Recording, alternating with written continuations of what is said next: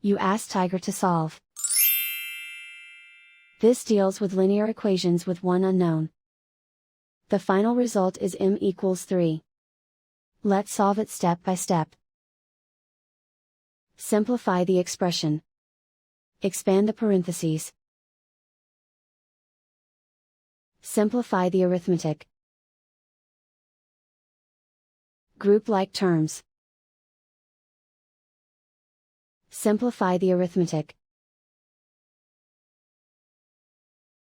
Group all constants on the right side of the equation.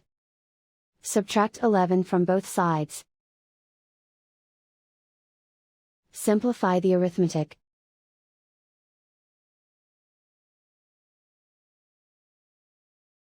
Isolate the m. Divide both sides by 5. Simplify the fraction. Find the greatest common factor of the numerator and denominator.